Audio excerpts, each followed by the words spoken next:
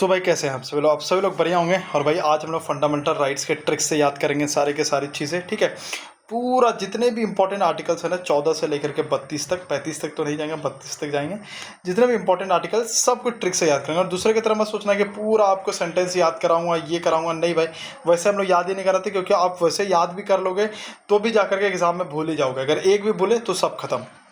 तो इसको कैसे याद रखें? पहले तो ये याद रखो कि भाई फंडामेंटल राइट में जो भाई 6 चैप्टर होते हैं। कितने चैप्टर होते हैं?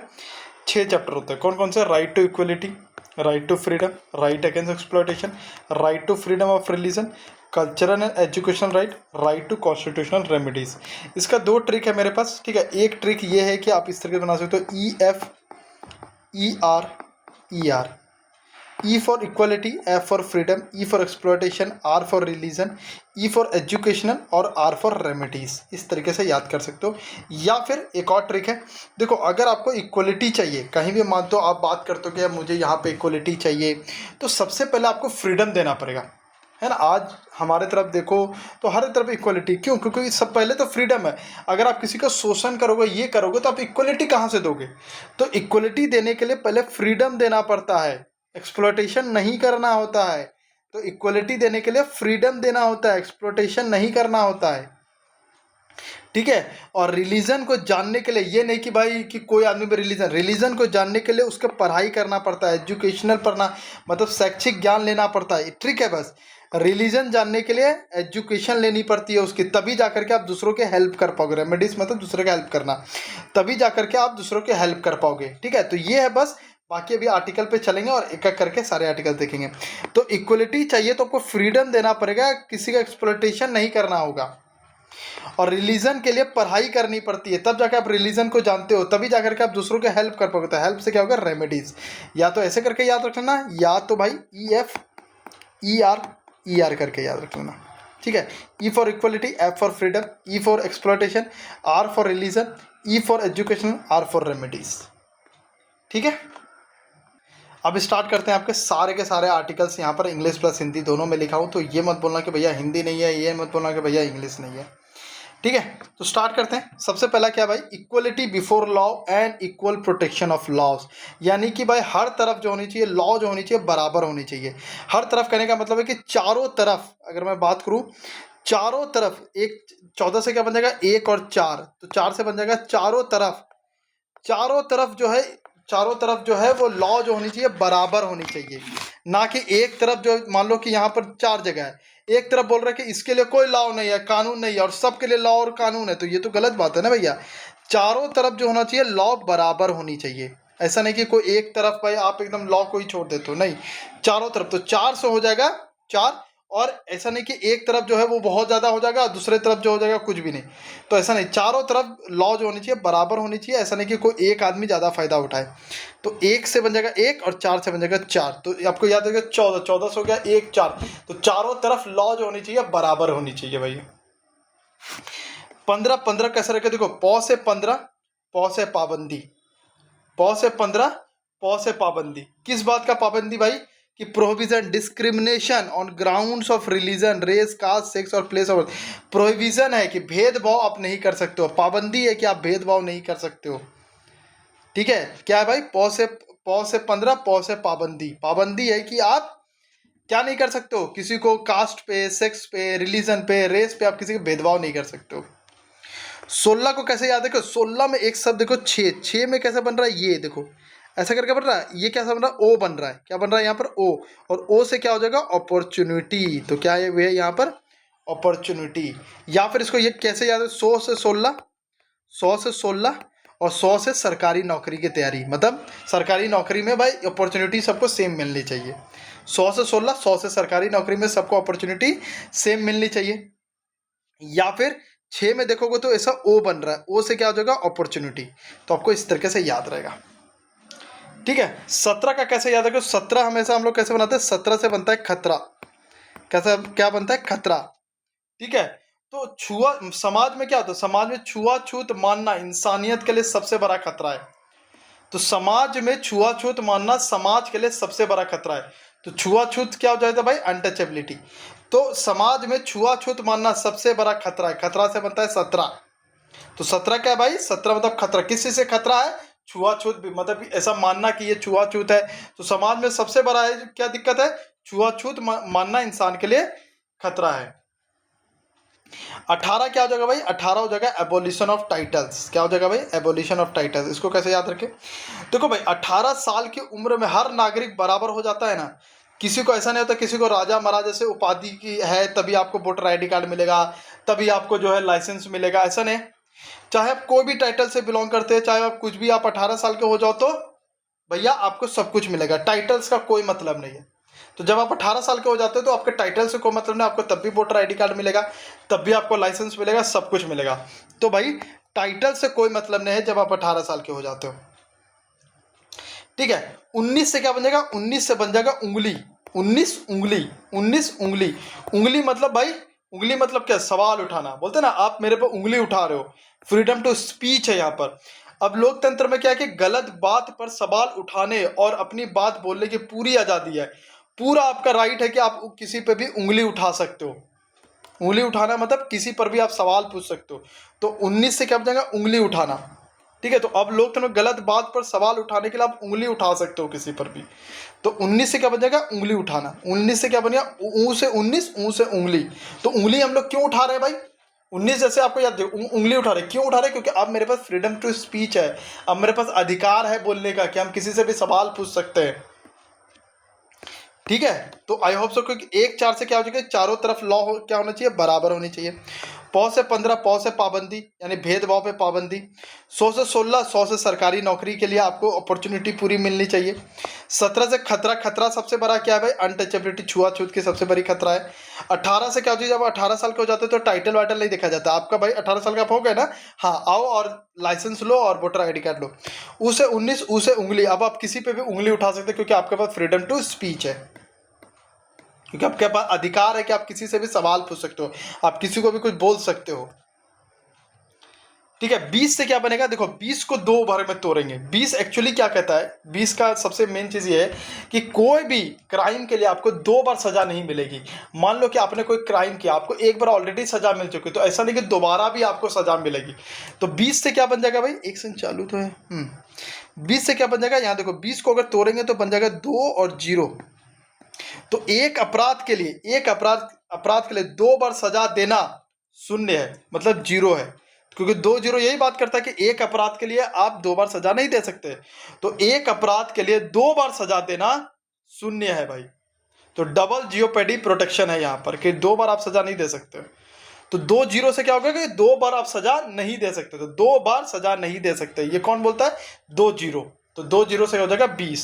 तो 20 क्या बोलता है कि 2 बार आप सजा नहीं दे सकते, यानी कि अपराधों के लिए दोषियों के संबंध में संरक्षण, प्रोटेक्शन देता है। कि ये नहीं कि आप उठा करके किसी को बोलो चलो भैया हो गया आपका, अब 2 बार सजा आपको देंगे, ऐसा थोड़ी होता भाई।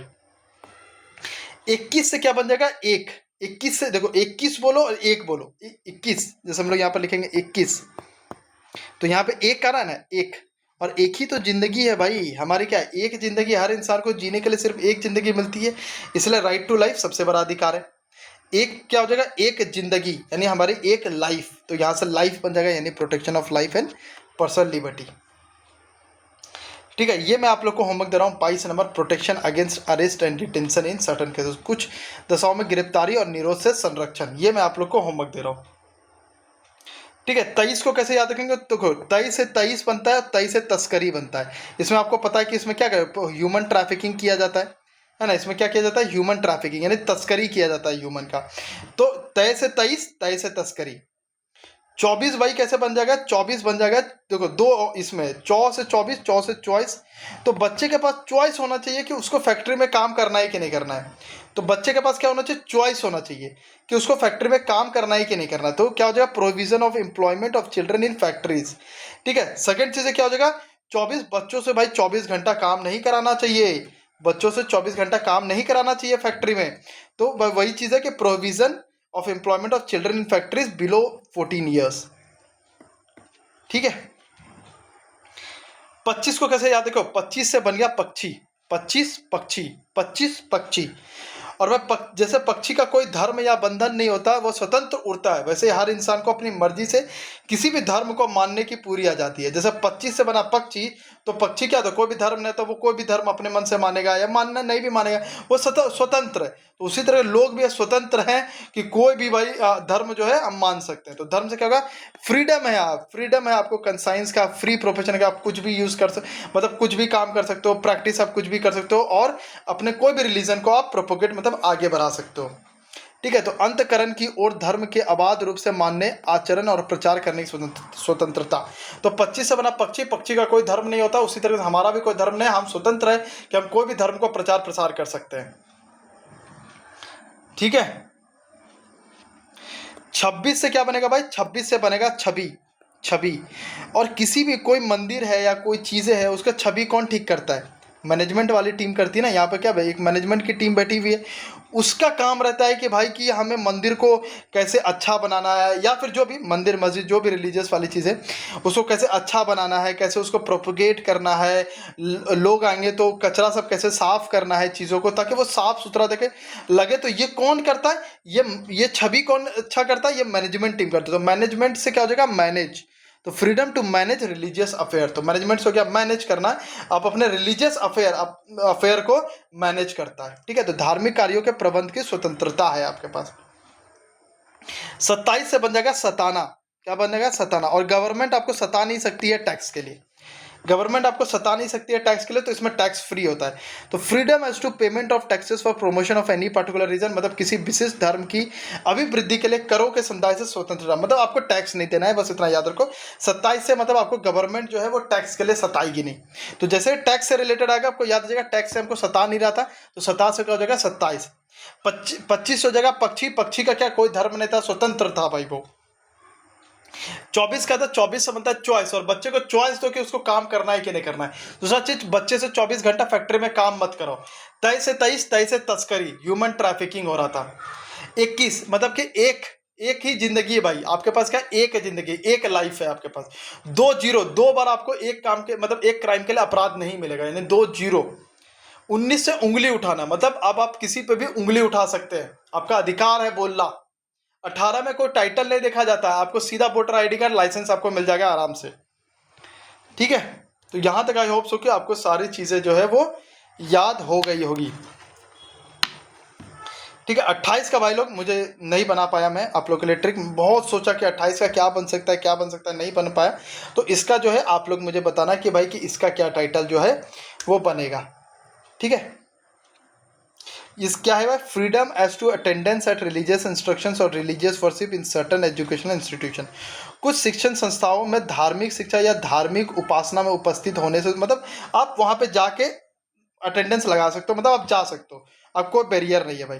29 से क्या बचेगा, ये माइनॉरिटीज़ के बारे में बात। देखो भाई 29 फरवरी तो ऑलरेडी माइनर है, 4 साल में एक बार आता है, तो आपको याद रखेगा कि 29 फरवरी तो खुद माइनर है, इसलिए यह माइनॉरिटीज़ के बारे में डिस्कस करता है। तो ये क्या है कि माइनॉरिटीज़ के इंटरेस्ट को प्रोटेक्ट करता है, जैसे लैंग्वेज, स्क्रिप्ट, उसके कल्चर को क्या करता है, प्रोटेक्ट करता है। ठीक है, अब आते हैं भाई 30 और 32 पे। किस पे आते हैं, 30 और 32 पे। ठीक है,